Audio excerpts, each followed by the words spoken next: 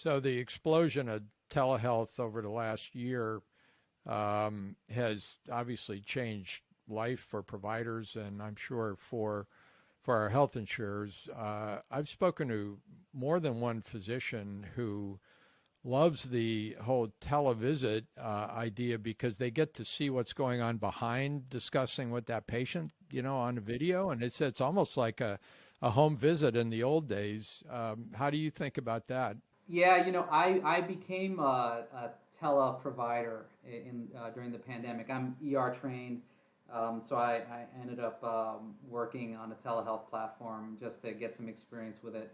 And yes, I mean it is incredible, and on more than one occasion, being able to see the person in their home context gave me a level of understanding that I wouldn't have had if they came into my ER and we had them put on the funny gown and all that stuff. Like it sort of wipes away, that traditional clinical environment wipes away the context that I think is not ideal.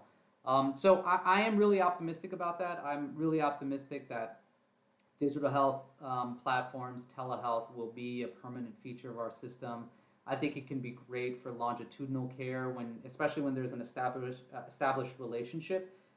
You Right. can, more easily check in on the patient. You can do some quick diagnostics or a quick evaluation because you've already got that sort of foundation of a relationship. I do think that, what I got to observe pretty directly is that there still needs to be some improvement. So I think we need some improvement to the technology. The fact is a lot of people are using telehealth on small cell phones with poor bandwidth, and you can get a very grainy picture. We do need to solve some technology problems. We do need to think about some sort of regulatory approaches to making sure we have a common understanding of what needs to happen in a tele encounter or in a digital encounter. What sort of the standard of care look like.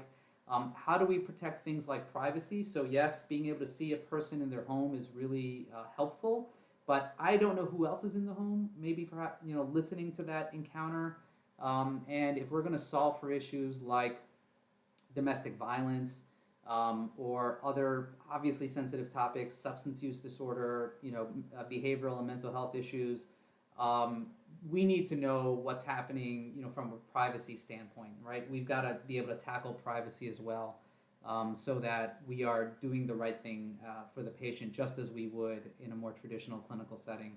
So I'm really optimistic on it. I do think we need some sort of standards and protocols to make sure that telehealth fits into our broader framework of how healthcare should be conducted.